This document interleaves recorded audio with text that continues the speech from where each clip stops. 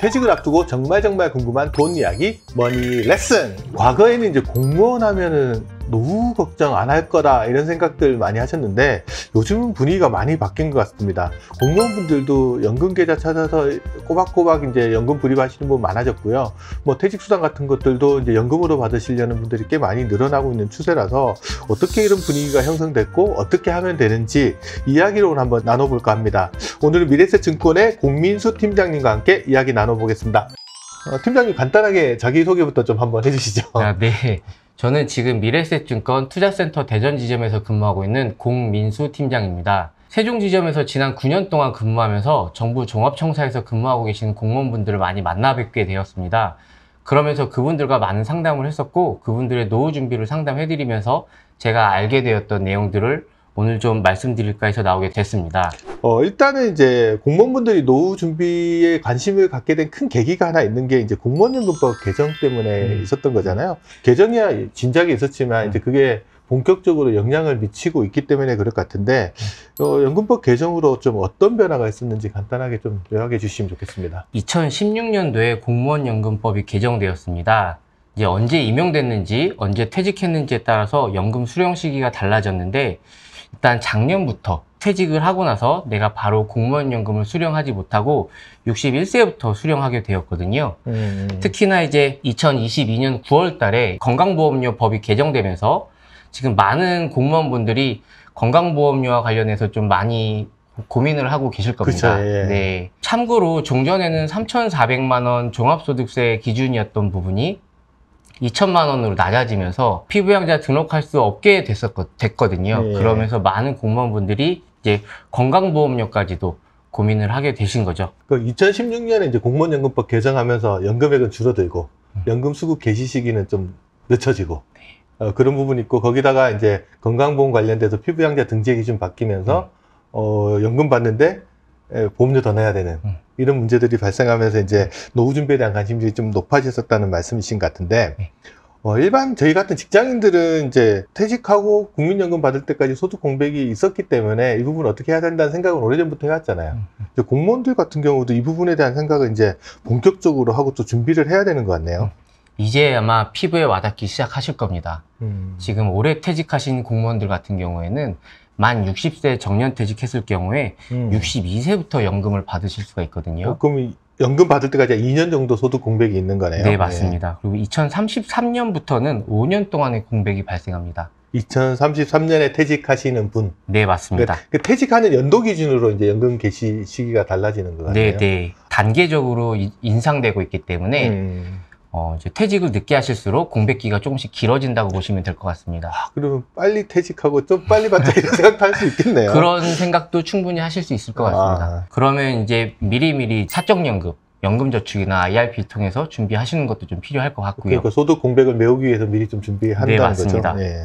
그리고 그런 분들이 미리미리 준비를 해 주셔야 나중에 또 후회가 없지 않으실까 싶습니다. 굳이 이제 IRP나 연금저축을 활용해서 이제 사적연금 만들려는 이유가 이제 노후 준비도 준비지만 뭐 세제 혜택이 좀 있어서 그럴 것 같은데. 네. 그럼 매력적으로 좀 느끼나요? 어때요?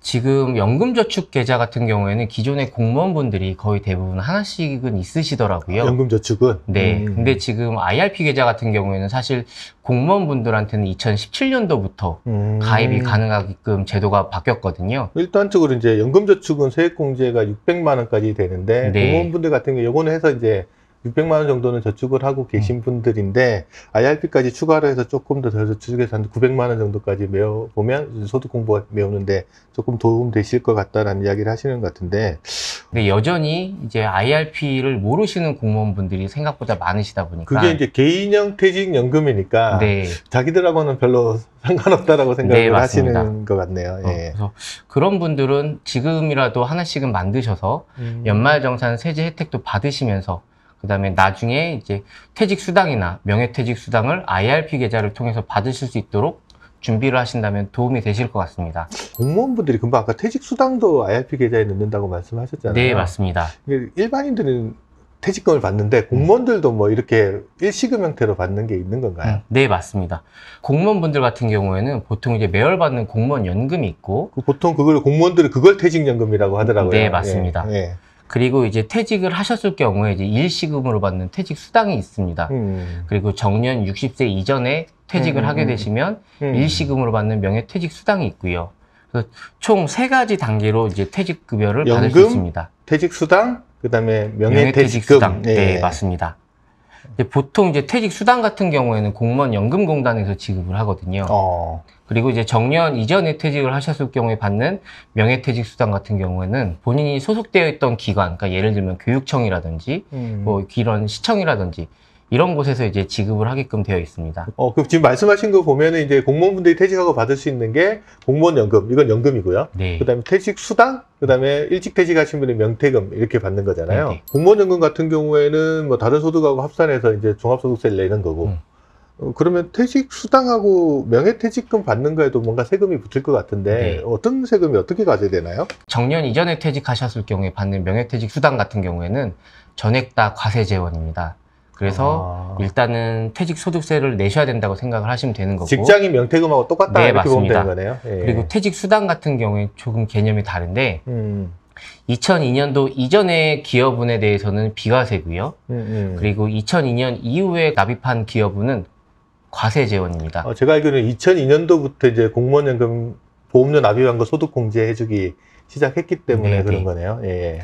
그래서 현재 지금 퇴직하시는 분들 경우에 예를 들어서 한 33년 정도 근무를 하셨다라고 하면 그 중에 한 22년 정도는 이제 과세재원인 거고요. 그리고 기타 나머지 한 11년 정도는 비과세 재원으로 퇴직급여를 받으시는 겁니다. 그래서 정년 퇴직하셨을 경우에 대략 한 8천만 원에서 한 9천만 원 정도 퇴직 수당을 받으시거든요. 계산 편하게 한 9천만 원이라고 네, 잡고. 네. 예. 그 중에서 한 3분의 2 정도가 이제 과세 재원인 거고, 그러면 이제 그 과세 재원에 해당되는 한 절반에서 6천만 원 정도의 금액 정도만 연금저축계좌를 통해서 이제 수령을 받을 수 있다라고 보시면 될 것 같습니다. 근데 일반인 입장에서 특히나 뭐 명퇴금이야 전액이 다 퇴직소득세 과세 대상이니까 알겠는데, 퇴직수당 같은 경우에 어떤 부분이 얼마만큼이나 뭐 나중에 연금으로 수령할 수 있는 건지 모르실 것 같은데 뭘 보면 알 수 있나요, 이거를? 일단 퇴직을 하셨을 때 이제 네. 발급받을 수 있는 서류 중에 퇴직소득 원천징수 영수증이라는 게 있습니다. 세금 얼마 뗐다? 네, 맞습니다. 예. 그 서류를 보시면은 내가 얼마를 받고 그 중에서 얼마가 세금인지 나오게 되는데, 보통 퇴직수당 같은 경우에는 현재 퇴직하시는 분들은 퇴직소득세가 지금 전혀 없으십니다. 근무기간이 계속 근속연수가 길어가지고 네, 맞습니다. 금액은 그렇게 크지 않고.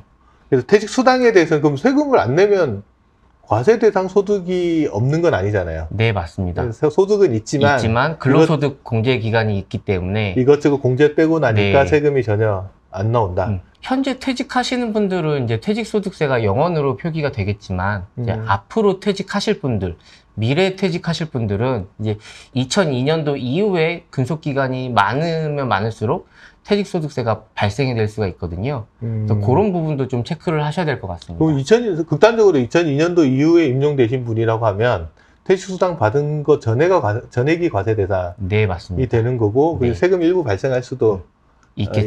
있고, 그 금액을, 그러니까 그러면 전체 다 그 금액이 다 연금저축이나 IRP 계좌로 이체돼서 연금으로 수령할 수도 있는 거겠네요. 네, 맞습니다. 그래서 2002년도 이전에 비과세 기여분은 그 연말정산 혜택을 받았던 퇴직연금 계좌, 사적연금 계좌에 입금을 못한다 정도만 체크해 주시면 될 것 같습니다. 일단은 기억해야 될 게 퇴직수당 중에서 2002년도 이후에 내가 불입했던 데서 발생한 것들, 그 다음에 명퇴금은 전액이 다 연금저축인 IRP 계좌에 넣고 이제 연금으로 수령할 수 있다, 이렇게 이야기를 하는데, 그러면 이것도 물어볼까요? 직장인들 같은 경우는 퇴직하는 시점에 IRP 계좌를 딱 정해놓고 퇴직금을 그냥 거기로 보내달라고 이야기를 네, 하면 맞습니다. 바로 이체가 되잖아요. 공무원분들도 퇴직수당이나 명퇴금을 바로 직접적으로 IRP 계좌에 이체할 수 있는 건가요? 아닙니다. 아직까지는 공무원분들 같은 경우에는 지금 보통 퇴직급여를 급여계좌로 받고 계시거든요. 급여 계좌로? 네. 일반 급여 계좌. 다 자기 네. 월급 받는 계좌로. 네, 많이- 맞습니다. 그래서 일반 보통의 근로소득자들이 이제 IRP 계좌로 퇴직연금을 바로 받는 거와는 다르게, 일단 공무원분들은 아직까지는 그런 시스템이 되어 있지 않습니다. 그래서 월급 계좌로 자금을 받으시면 60일 이내에 연금저축계좌에 입금을 해 주셔야 되거든요. 그 받은 날로부터 60일이네. 네, 맞습니다. 예. 그래서 60일 이내에 입금을 하시지 않으시면 아예 연금계좌로 입금 자체가 안 되거든요. 그래서 60일을 꼭 반드시 좀 기억해 주셔야 될 부분입니다. 그러면 60일 이내에 그러면 연금저축인 IRP를 취급하는 금융회사를 가야 되는 거잖아요. 네, 맞습니다. 그 가서 이제 내 퇴직수당 이만큼 받았는데 이거 좀 넣어달라라고 이제 부탁을 할 건데 갈 때 꼭 들고 가야 되는 게 아까 퇴직소득세? 네, 퇴직소득 원천징수 영수증 그리고 그럼 본인 신분증만 가지고 오시면 됩니다. 궁금한 것도 하나 있는 게 명태금 같은 거 퇴직소득세를 뗀 거 아니에요. 네. 그런 경우에는 퇴직소득세를 어떻게 돌려받는 거예요? 일단 저희가 그 각 금융기관에 비치되어 있는 IRP 입금 신청서하고 과세이연 계좌 신고서라는 걸 작성을 해주셔야 됩니다. 그거는 그 금융회사 가서 작성하는 네, 거죠? 맞습니다. 그럼 저희가 그 서류를 작성해 주신 그 서류를 가지고 원천징수 영수증하고 같이 공무원 연금공단에 저희들이 공문을 보내거든요. 그럼 그 공문을 확인을 해주면 공무원 연금공단에서 기존에 납부했던 원천징수가 되었던 과세만큼을 다시 되돌려줍니다. 환급해 주거든요. 그러니까 연금저축은 IRP 계좌로? 네, 맞습니다. 보통 그게 이제 내가 와서 이제 상담을 하고 넣었다. 그래서 이제 돈이 이제 세금이 내 계좌로 다시 들어오는 데까지 걸리는 기간이 보통은 한 얼마 걸리나요? 작년까지는 보통 짧으면 한 일주일 정도면 처리가 됐었거든요. 예. 근데 최근에 이제 과세이연 사례가 조금씩 늘다 보니까 작년보다는 지금 조금 더 오래 걸리는 것 같고, 제가 연초에 업무 처리했었을 경우에는 지금 대략 한 보름 정도. 이게 언제까지 줘라 이게 법으로 정해져 있는 건 않습니다. 아닌데. 네. 제 생각에는 좀 익숙해지면 빨리 실 법한데 건수가 많아져서 좀 늦춰진 것 같군. 네, 맞습니다. 근데 이제 궁금한 게 하나 있어요. 예를 들면 뭐 명태금이야 받으시면 퇴직소득세가 있으니까 제가 알기로는 퇴직금을 IRP 계좌 이체하면 퇴직소득세를 감면해주는 그 효과가 분명히 있을 것 같은데 퇴직수당은 아까 말씀하셨듯이 세금이 거의 없다고 하셨잖아요. 네. 그럼 세금이 없으면 그거를 연금으로 수령한다고 하더라도 혜택이 별로 없을 것 같은데 그럼에도 불구하고 굳이 퇴직수당을 IRP나 연금저축 계좌에 넣고 연금으로 수령해야 되는 이유? 그럼 연금저축인 IRP 계좌를 활용했을 때 어떤 장점이 있길래 공무원분들이 그걸 찾으시는지 그것도 한번 좀 정리를 해봤으면 좋겠어요. 우선 몇 가지 포인트가 있는데 지금 첫 번째 말씀드릴 수 있는 부분은 이제 건강보험료 절감, 그리고 두 번째는 이제 이자 배당 소득세에 대한 저율과세, 그리고 세 번째는 어쨌든 많지는 않지만 퇴직소득세를 더 절세할 수 있는 부분입니다. 요건 이제 특히 명태금 관련된 네, 부분들 맞습니다. 같은 거죠. 예. 그럼 하나씩 좀 돌 때 건강보험료 관련된 이야기부터 한번 조금 해볼까요? 네, 건강보험료 절감에 대해서 좀 먼저 좀 말씀을 드리면 퇴직을 하게 되시면 이제 직장가입자에서 지역가입자로 건강보험료 자격 요건이 전환이 됩니다. 그렇죠. 특히나 공무원분들은 피부양자가 거의 안 되시기 때문에 직접 지역가입자 돼서 보험료 납입을 해야 되는 걸로 알고 있습니다. 네. 그 공적연금 받으시는 금액이 2천만 원 이상이 되면 내 배우자나 내 자녀한테 피부양자 등록을 할 수 없게끔 2002년도에 네. 법이 개정이 되었거든요. 그래서 내가 지금 지역가입자 때 낼 수 있는 건강보험료와 그리고 기존에 이제 직장가입자 때 냈던 건강보험료를 국민건강보험공단 그 홈페이지에 들어가시면 비교를 해보실 수가 있거든요. 그 계산하는 계산기가 있더라고요. 네, 맞습니다. 예. 자기 재산 넣고 네. 그다음에 소득 넣으면 얼마 나온다 이렇게 네. 나오더라고요. 그리고 그 소득을 일단 비교를 해보셔가지고 내가 직장가입자 때 냈던 보험료가 나한테 더 유리하다라고 하시면 바로 지역가입자로 전환되는 것이 아니고 지금 3년 동안은 임의계속보험이라는 제도를 통해서 임의 계속 가입해서 네. 그래서 직장가입자 때 보험료를 내실 수가 있거든요. 그래서 그런 부분들이 지금 가장 큰 포인트인데 솔직히 은퇴 생활하시는 분들이 이자나 배당으로 생활하시는 분 같으면 현금 재원을 가지고 하면 그 1,000만 원 넘기기가 십상이잖아요. 네. 건강보험료 같은 경우에는 내가 살아있는 동안은 평생을 내셔야 되는 거거든요. 죽을 때까지 내는 거죠. 네, 맞습니다. 죽을 때까지 내다 보니까 이게 한 달에 10만 원씩이면 1년에 120만 원이고 내가 살아있는 3, 40년이 또 지속된다라고 하면 그 금액이 적지 않습니다. 그렇죠. 예. 부담스럽죠. 네. 그래서 그 금액을 최소화할 수 있는 방법 중에 하나가 퇴직급여를 연금저축 계좌나 IRP 계좌로 수령하셔서 활용하시는 게 최선의 방법인 것 같습니다. 일반적으로 근데 건강보험이 부과되는 거는 소득에도 부과가 되는 거잖아요. 그럼 부과되는 소득에 연금소득도 포함이 될 텐데 그러면은 이 연금소득에 우리가 알고 있는 퇴직연금이나 그러니까 연금저축 IRP에 개인적으로 불입했던 개인연금은 건보료 부과 대상이 아닌 거죠? 네, 맞습니다. 그 공적연금 같은 경우에는 그 소득이 합산이 되기 때문에 공적연금을 많이 받으면 많이 받을수록 건보료도 같이 올라가거든요. 그런데 사적연금, 그러니까 연금저축계좌나 IRP 계좌를 통해서 받으시는 거는 건강보험료에 그 합산되는 소득으로는 그 재원이 책정되지가 않습니다. 그래서 그쪽에서 수령을 하실 수 있는 금액이 많으면 많을수록 건강보험료가 올라가지 않는 효과가 발생됩니다. 그러면 퇴직소득세 감면받는 거 이런 혜택 때문에 이제 공무원분들이 한번 더 그 생각을 해보겠네요. 퇴직수당 넣는 거를. 네. 그거 말고 그러면 아까 이자 소득이나 배당 소득세 이야기도 좀 하셨는데 이 부분에는 어떤 혜택이 좀 있는 거예요? 지금 일반 계좌에서 이자 소득이나 배당 소득이 발생했을 경우에는 금융소득세가 15.4% 그쵸, 원천 15.4. 징수되거든요. 예. 네. 그리고 이 금액이 금융소득 발생된 금액이 2천만 원이 넘어가게 되면 금융소득 종합과세자가 되는데 그럴 경우에는 세율이 최고 45%까지도 올라갈 수 있습니다. 지방소득세까지 하면 49.5까지 가는 네, 거니까 맞습니다. 절반은 세금 내는 거죠. 네. 반면에 지금 연금계좌에서, 그러니까 사적연금계좌에서 운용소득이 발생이 되면 운용소득에 대해서는 최대 5.5%에서 그렇죠. 그리고 최소 3.3%까지 분리과세가 가능합니다.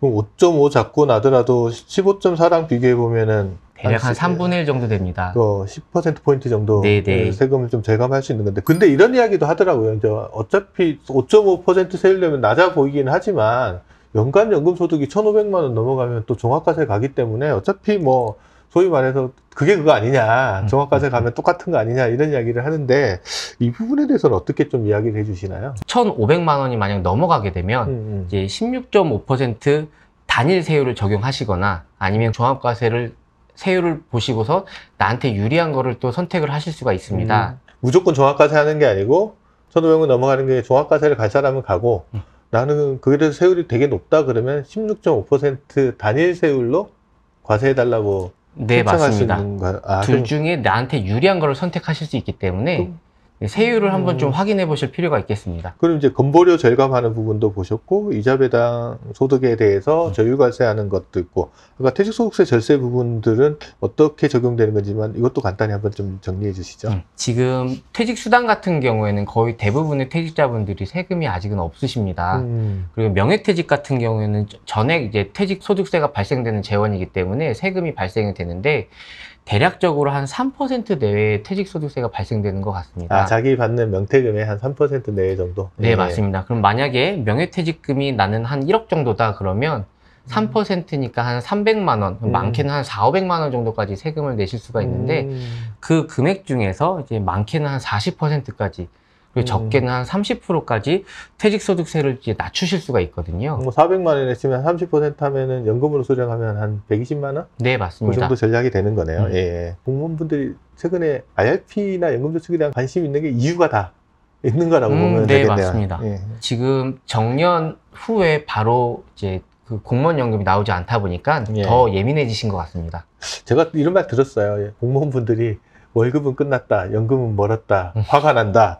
그래서 이 화를 좀 줄이려면 미리미리 좀 준비해 둘 필요가 있는 것 같은데, 공무원분들하고 상담 많이 하셨을 것 같은데, 만나보신 분 중에 인상 깊으신 분 있으세요? 지금 오늘 말씀드리고 있는 퇴직급여 과세연과 관련해서 공무원분들이 아직 많이들 모르셨거든요. 근데 최근에 그런 쪽에 이제 공부를 점점 좀 하시다 보니까 공무원분들도 조금씩 이제 알고 계신 것 같습니다. 요즘 많이 하시는 것 같아요. 네. 퇴직하면서 이제 소득 공백이 생기기 시작한 사람들이 나오니까.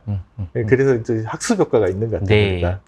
제가 지금 한 2년 전쯤에 만났던 분인데 이분이 중학교 교장 선생님으로 퇴직을 하시는 케이스셨습니다. 교장 선생님 오래 다니셨겠네. 네.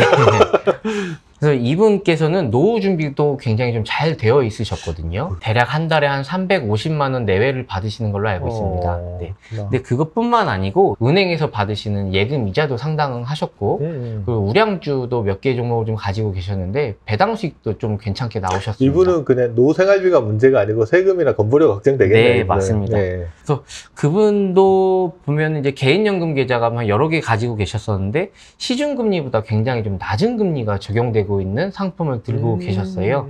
그래서 연금 이전을 안내해드렸는데 그리고 이제 시중금리 플러스 알파 금리를 이제 수령하실 수 있도록 이제 전략을 짜 드렸습니다. 근데 이분 같은 경우에는 워낙 지금 재원이 출중하셔서 충분하셔가지고 사적연금 계좌에서 돈을 찾을 일이 별로 없으실 것 같더라고요. 당장에는. 네. 근데 뭐 공무원연금 받는 것만 해도 생활비는 되실 네, 것 같은데. 맞습니다. 그래서 사적연금에 들어가 있는 이 자금들을 나중에 이제 상속재원으로 사용하실 수 있도록 제가 이제 컨설팅을 해드렸거든요. 우리나라 같은 경우에는 보통 이제 상속이 발생이 되면 적어도 내가 살고 있던 아파트 하나 정도는 이제 상속이 되잖아요. 그러면 이제 그 상속을 받는 자녀분들이 그에 맞는 이제 상속세를 내셔야 되는데 그게 준비가 안 되어 있는 경우가 많습니다. 유동성이 좀 부족할 수도 네. 있죠. 예. 그래서 그때 같이 상속재원으로 사용하실 수 있도록 사적연금을 이제 나중에 상속재원으로 좀 합산시켜서 사용할 수 있도록 컨설팅을 해드렸습니다. 그러면 뭐 한꺼번에 그걸 다 찾을 수 있는 건가요? 나중에 상속이 발생이 되면 이제 배우자분한테는 이제 연금 계좌로 승계도 가능하고 혹은 한 번에 찾아서 이제 유동성으로 사용할 수도 있습니다. 아, 그런 경우에 사망이라는 사유가 인정되기 네, 때문에 맞습니다.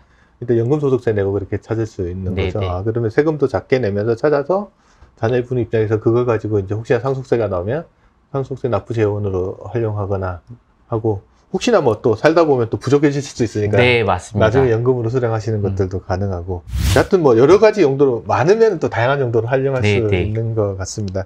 여하튼 오늘은 이제 공무원분들이 이제 IRP나 연금저축계좌에 최근에 관심을 가지는 이유 그 부분 관련돼서 한번 정리를 해봤는데 끝으로 이제 공무원분들이 연금 관리하는 거와 관련해서 좀 당부하고 싶으신 말씀이나 뭐 전하고 싶은 이야기 있으시면 한마디 마지막으로 해주시죠. 공적연금의 개혁은 피할 수 없는 선택이 되었습니다. 정년 연장이 된다라고 하면 어느 정도 상쇄할 수도 있겠지만 그것만으로는 충분하지 않을 것 같습니다. 많은 분들을 상담하다 보면 퇴직 후에 노후 준비를 정말 퇴직 후에 하려고 하시는 분들이 많으시거든요. 그렇죠. 강 건너 불 구경하다가 진짜 발등에 떨어져야지 준비하시는 네, 분들이 대다수죠. 네. 그래서 노후 준비는 근로소득이 있을 때 미리미리 준비하시는 게 좋다라고 말씀을 드리고 있고요. 그리고 개개인의 연금소득, 그리고 이제 금융소득, 부동산 임대소득, 이 건강보험료 등을 종합적으로 이제 판단을 해서 지속적으로 컨설팅 받으시는 게 가장 중요하지 않을까 싶습니다. 특히 이 중에서 연금자산 같은 경우에는 여러 금융기관에 흩어져 있는 것보다는 한 금융기관에 이제 모아가지고 상담을 받고 컨설팅 하시는 게 좋을 것 같은데 가장 큰 이유는 연금은 운용도 중요하고 모으시는 것도 중요하지만 인출하는 데 있어서의 인출 전략에 따라 세율이 많이 달라집니다. 그래서 한 곳의 금융기관에 이제 종합적인 컨설팅을 받으시면서 인출을 하셔야 세금에 대한 불이익도 없거든요. 그래서 그 부분 한번 좀 말씀드리고 싶고요. 제가 고객님들 상담할 때마다 말씀드리는 게 있는데 지금 사실 고령화가 심각하지 않습니까? 그렇죠. 현 세대의 빠른 노후 준비가 다음 세대에는 가장 큰 선물이 될 수 있다고 말씀드리고 있습니다. 아, 그 이야기 들으니까 생각나네요. 제가 최근에 본 자료를 보니까 요즘은 20대, 30대의 맞선을 보거나 이게 결혼 배우자를 정할 때 꼭 물어보는 게 있답니다. 뭘까요? 부모님이 노후 준비 잘 돼 있냐? 아, 자녀를 결혼을 제때 시키려면 부모님이 노후 준비가 잘 돼 있어야 된다라는 역설도 나오는데 자녀한테 재산을 물려주는 것도 좋지만 스스로 노후 준비를 잘하는 게 자녀한테 또 큰 도움이 될 수 네, 있는 맞습니다. 거죠. 예. 네.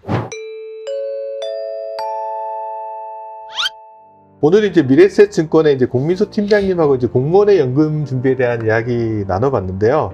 또 관련돼서 질문 있으신 분들은 영상에 이제 댓글 많이 남겨주시면 저희가 또 AS해서 좀 자세하게 좀 안내해드리도록 하겠습니다. 오늘 함께해 주신 공민수 팀장님 정말 감사합니다. 네, 감사합니다.